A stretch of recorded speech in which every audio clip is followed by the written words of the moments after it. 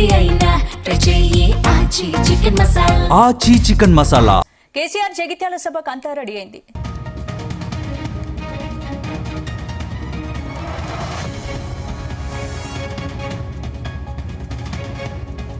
కేసీఆర్ జగిత్యాల సభకు అంతా రెడీ అయింది. సాయంత్రం సభా వేదికకు రానున్నారు గులాబీ బాస్ కేసీఆర్. అయితే దాదాపు ఏడాది తర్వాత కేసీఆర్ జగిత్యాల సభ వేదికగా ప్రజల్లోకి వస్తున్నారు.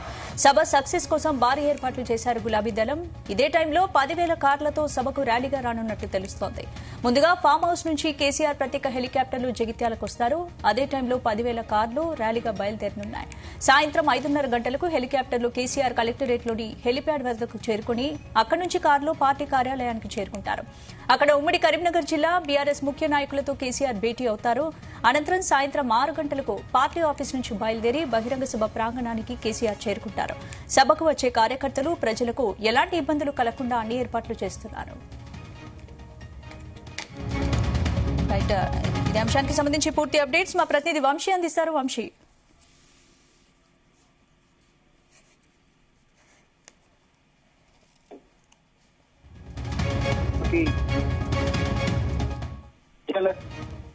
సభలో ఆయన పాల్గొనబోతా ఉన్నారు. ప్రధానంగా బీఆర్ఎస్ పార్టీ అధినేత కేసీఆర్ ఈ రోజు ఏం మాట్లాడతారు ప్రజలను ఉద్దేశించి అనేది కూడా కొంత ఆసక్తికరమైనటువంటి సందర్భం కూడా కనిపిస్తా. ఏదైతే శాసనసభ ఎన్నికల్లో ఓటమి పాల్గొన్న తర్వాత ఏదైతే ఎంపీ ఎలక్షన్స్ ప్రచారంలో పాల్గొన్నారో ఆయన ఏలో కూడా ప్రచారంలో పాల్గొన్నటువంటి దాఖలాలు లేవు. అటు పాలమూరు రంగారెడ్డికి సంబంధించిన అంశం పైన మాత్రం ప్రెస్ మీట్ పెట్టి వెళ్లిపోయినటువంటి సందర్భం మనకు తెలిసిందే. కానీ జగిత్యాల జిల్లాకు సంబంధించి జగిత్యాలలో అటు కాంగ్రెస్ పార్టీలో నుంచి బీఆర్ఎస్ పార్టీలోకి అటు ఏదైతే సీనియర్ నాయకుడు జీవన్ రెడ్డి ఈ రోజు బీఆర్ఎస్ పార్టీ అధినేత కేసీఆర్ సమక్షంలో పార్టీలో చేరబోతా ఉన్నారు. ఈ సందర్భంగా జగిత్యాల జిల్లాలో భారీ ఎత్తున ఏర్పాట్లు చేసినటువంటి పరిస్థితి కూడా మనకు కనిపిస్తుంది. 1,00,000 మందికి పైగా జన సమీకరణ చేయడానికి కూడా క్యాడర్ ఇప్పటికే సిద్ధమైనటువంటి పరిస్థితి కూడా మనకు కనిపిస్తుంది. పెద్ద ఎత్తున జన సమీకరణ అనేది మాత్రం బీఆర్ఎస్ పార్టీ నాయకులు చేసేటువంటి పరిస్థితి కూడా మనకు కనిపిస్తోంది.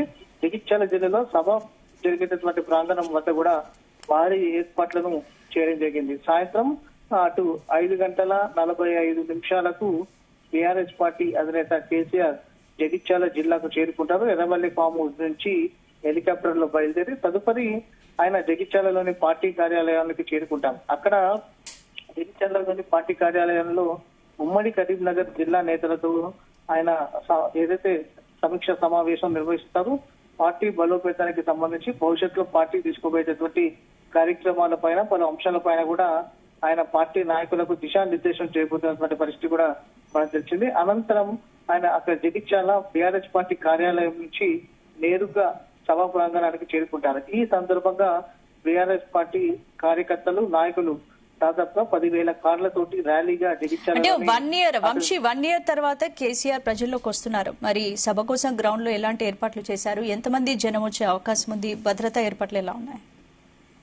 ప్రధానంగా మనం చూస్తే మాత్రం 1,00,000 మందికి పైగా కూడా ఈ సభకు వచ్చే అవకాశం ఉన్నట్టు కూడా మనకు కనిపిస్తోంది. ఎందుకంటే ముందుగానే ఈ సభకు సంబంధించినటువంటి డిసైడ్ అయినటువంటి రోజునే అటు BRS party working president KTR కూడా కావచ్చు, ఉమ్మడి కరీంనగర్ జిల్లా నేతలు కూడా చాలా స్పష్టం చేసినటువంటి సందర్భం కూడా మనం చూస్తాము. 1,00,000 మందికి పైగా జనాభాతోటి ఏదైతే నా భూత నా భవిష్యత్ అన్న విధంగా తాము ఈ సభను నిర్వహించబోతున్నామంటూ కూడా వారు ముందుగానే ప్రకటన చేస్తున్న సందర్భం కూడా మనకు కనిపిస్తోంది.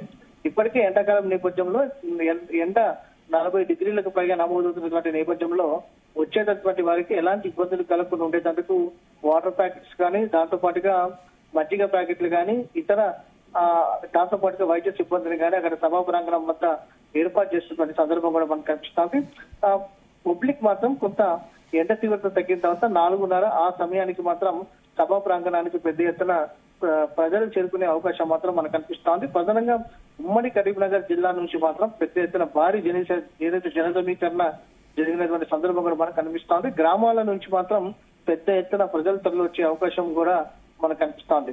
దాంతో పాటుగా బీఆర్ఎస్ పార్టీ అధినేత కేసీఆర్ ఈసారి సభలో ఎలాంటి అంశాలను ప్రస్తావిస్తారు అనేది కూడా పెద్ద ఎత్తున ఆసక్తిగా ఎదురు చూస్తున్న సందర్భం కూడా మనకు కనిపిస్తోంది.